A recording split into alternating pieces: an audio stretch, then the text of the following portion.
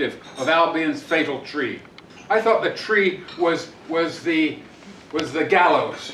Do you follow me? Tyburn's fatal tree there in Hyde Park now, but it was the gallows. Thousands of our ancestors were hanged there. And what I found out is that they were hanged very often from the trades that had used customs and usages of the materials of production, when they had not been severed from the means of production yet. But this terror, this state terror, was organized to sever people from the common lands or from the common resources. Do you follow me? Do I need to read William Morris on this point? Yes. All right. Maybe. Maybe. It's just a basic old socialist point. It's an old human point. That the earth is ours. Those who make it. I'm speaking of the working class, what we used to call the working class. But I'm hesitant to use that term, though you will forgive me, it comes from the tradition that I'm from. But now we know it's far broader, and it used to exclude those who reproduced society. And the people who reproduce society are the people who reproduce me. Michaela Brennan, my Irish wife. Do you follow? The commons is a place of social reproduction, first of all. And the charter of the forest is not a charter of the commons at all, by a long shot. But it presupposed the commons. The charter of the forest is, what, the 6th of November, I've got to do my historical bit, 6th of November, 1217, just 2 years after the Magna Carta. That established habeas corpus, prohibited trial, torture, called for law of the land. That's what we in America had to remember and to fight for again when they invaded Iraq, when they set up Guantanamo. And I didn't know it, I hadn't read it. And then when I went to go read it, I learned that it's called the Big Charter to distinguish it from the Little Charter, which was the Charter of the Forest, that I had never heard of. And then I learned that this was true all over in Canada, Australia, in the Commonwealth of Nations, in South Africa and Jamaica. People didn't know what the Charter of the Forest was. And even in England they didn't know either. So, the Charter of the Forest, its time has come. Because it presupposed the commons. It presupposed, now I'll get into the technicalities if you don't mind. It presupposed pannage. It presupposed herbage. It presupposed chiminage. And with the Grand Charter, the Magna Carta, it presupposed estovers. Say what? Estovers, mate. That is chapter 7 of Magna Carta. The widow shall have her reasonable estovers in the common. I quote, what is that? That's fuel. At that time, life was organized not around plastic, not around, oh, I forget the names of the different petroleum clothes that we have to wear. You know, Rayon. Plastic, rayon, nylon. Polyester. Yes.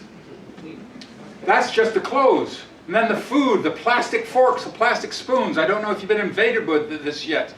But ours is a world of petroleum. But theirs was a world of wood. We've left wood behind. Now we're in oil. I don't know how to get out of it. But we're going to have to. We must. We must. Because otherwise the planet is being destroyed. This is what I've learned from the water protectors.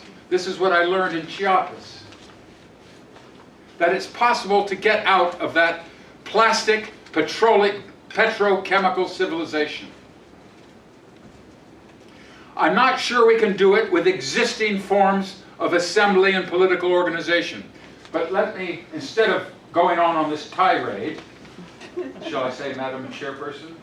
No. Just go with you. Okay, Judy? Jeannie. Jeannie, thank you, Jeannie. Thanks. I grew up in England as a boy, and I went to America, learned how to play baseball, and stuck with it.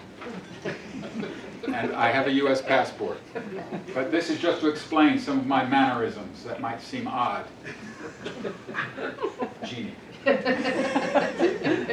I love this principle of having a chair at meetings. It gives the speaker a certain freedom, I believe, and also responsibility. Time is going fast. So, Estovers, that's taking fuel from the forest, taking wood. The widow can take wood. That's your fuel bill, your heating bill. It's fixing your house when the roof leaks, taking wood. This is Estovers. And what I learned from Bracton, the first English jurist at the time of the Charter of the Forest, which was when? Good, 1217. I'm glad that you're paying attention, and I love dates. Okay, and I think that'll be the only date. Oh, but let me throw in a couple other things quickly. We just come from the major oak. Okay, I did a bit of research here.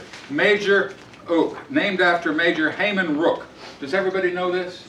Okay, we do know it. 1790 he did a pamphlet, 1799 he did another one. He was a suck-up to the Duke of Portland, you know, who at the time was the Home Secretary, who was coming down as hard as possible upon free speech, assembly, trade unions. This was Pitt's dictator, Home Secretary, 4th Duke of what did I say, Portland. I'm a bit confused because we stayed at the Portland's Folly. You know, the whole thing was, you know, it had its history side to it, but it was very lovely. I'm very grateful to Trish and so on. Ricardo. 1799, they cut down an oak tree and found in it KJ, you know, inside one of the rings. Centuries earlier, King John's had put his initials, I don't think he did it, but someone did at that time. That's how old the tree was. And it's also the association with royalty, you know, and there's a bit of druidism maybe.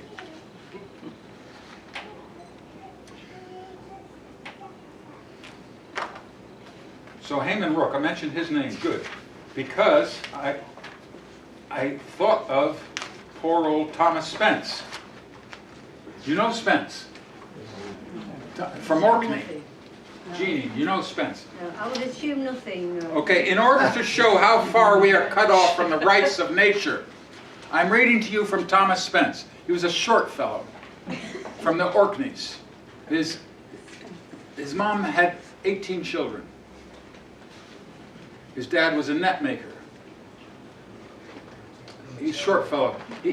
Oh, did I say pannage in the Charter of the Forest? Yeah. That's to put the pigs out for Mass at this time of year, between Michaelmas and St. Martinmas, 29th of September to the 11th of November. I'm trying to go fast. Could you explain herbage as well? Yeah, herbage, that's pasturage, that's putting the cattle out. And all these things are disputes. And all these things, we historians dispute it. They'll say liber homo, which means free man, but you'll get people disputing that all the time, saying, well, what they really meant by free man was property people or freeholders. But we have changed that meaning. This is how old documents live. They're given new interpretations, new meanings for new conditions. That's my main point that I wish to make today. I know it's confusing, but I wish I could speak more logically, but I can't. But I do want to put these points out, and we can make of it what we will. Thomas Spence, at the Duke of Portland's forest, he's going to relate a story I'm reading from 1801. In a wood, I found myself alone gathering nuts, and the forester popped through the bushes upon me, asking me what I did there. I answered, gathering nuts. Gathering nuts, said he. And dare you say so? Yes, said I. Why not? Would you question a monkey or a squirrel about such business? And am I to be treated as inferior to one of those creatures? Or have I a less right? But who are you, continued I, that thus to take upon you to interrupt me? I'll let you know that, said he, when I lay you fast for trespassing here. Indeed, answered I. But how can I trespass here when no man ever planted or cultivated? For these nuts are the spontaneous gifts of nature, ordained alike for the sustenance of man and beast that choose to gather them, and therefore they are common. 5 minutes. 4. 4 minutes. I tell you, said he, this wood is no common. It belongs to the Duke of Portland. Oh, my service to the Duke of Portland, said I. Nature knows no more of him than of me. Therefore, as in nature's storehouse, the rule is first come, first serve. The Duke of Portland must look sharp if he wishes to get any nuts. There we go. Thomas Spence answering Major Hayman Rook at the Major Oak, which I visited today, and I'm so happy to have done so with such lovely company and lovely songs. That Charter of the Forest did other things. I began talking about hanging. It's the first charter in civilization, I think, that puts an end to hanging. No more capital punishment for those who kill a deer.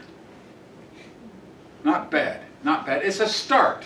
It was a start in the long story against capital punishment, which is, as Shelley taught us, is the beginning of every reform movement. Maybe 3 minutes or 2 minutes. I know I had some. Oh, I know. Okay, Chart of the Forest. It's at the time. Not King John. King John is dead. I wish I had time to tell you about his death. It's just wonderful. Morris has a great story about it, and it's a beautiful thing. Maybe later there might be time to tell it. Maybe Guy will tell it. I don't know. But then is the Charter of the Forest with a youngster, Henry III. So he can't do anything. He's just a kid. I mean, of course he could do a lot, but not as a king. So the Pope did it instead. But the Pope was in Rome. So the Pope sent a legate or an ambassador. And the ambassador's name was Gualo. That's what they say, or Guala. My friend, a scholar in Padua, I wrote him about this problem because Henry III did not sign it. The Charter of the Forest is a European document. This is my theme. It's a theme of Europe. All of Europe had these different charters from the 9th century into the 13th century. There were many of them. They were like collective bargaining agreements. They were like a deal between people who lived in the forest for subsistence and those who claimed it, like the feudal ruling class. That's partly what these charters were. Help me, where was I going? Where was I going with this? Gualo. Bicchieri was his name. He had, before he came to England, he had been in France, working on the Pope's behalf to suppress the Cathars, you know, of the Albigensian Crusade. I'm telling you stuff now that is not in books because I've just learned it recently. Who this guy Gualo was. Did you know? You knew him already. Oh, okay. Sorry. It's not. Close down in a No, moment. but go with the story. What? Go with the story. Sorry.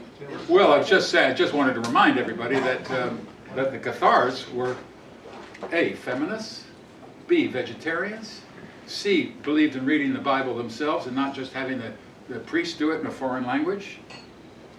C, had a vow, or am I C or D? D is it? Thank you. Of poverty against the tremendous wealth of the church. That's the only point I wanted to make. That was a European document. Good point made. And who this Italian guy who signed the whole, who didn't sign it, sealed, his seal went on it. Sorry, Is it, right? you've got to wind up, I'm afraid. I have to wind up. Want to say one last thing? No, I want to check my notes. And, oh, I know what I wanted to say. This is going to be odd for me as a social historian, as a Marxist even, and other things that will quickly appear to you to be odd, or would to many. It's just a quotation. It'll be very quick, but it might seem I am confused with all my papers here. I wanted to read the end. These liberties concerning the forests.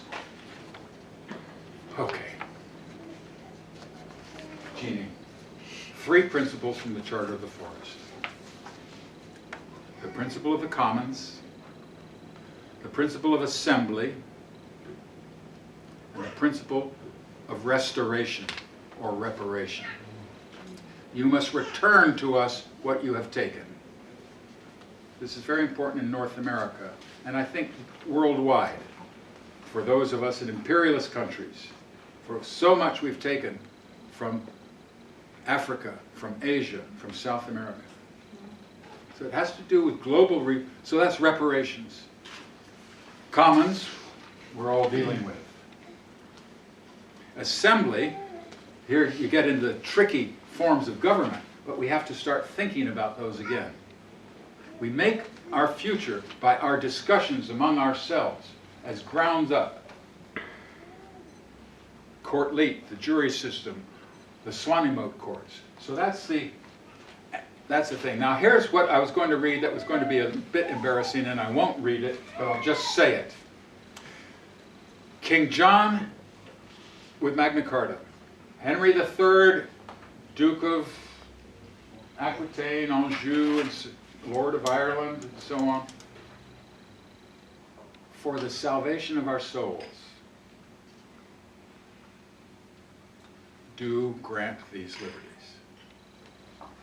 And I wanted to pause, remembering Standing Rock for the water protectors began with prayer circles. And I want to say for us, for our soul,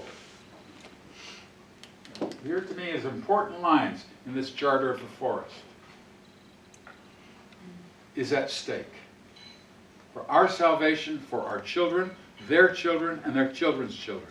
We must find a way out of the petrochemical, class-riven civilization that we find ourselves in. And the Charter of the Forest can help us. Thank you.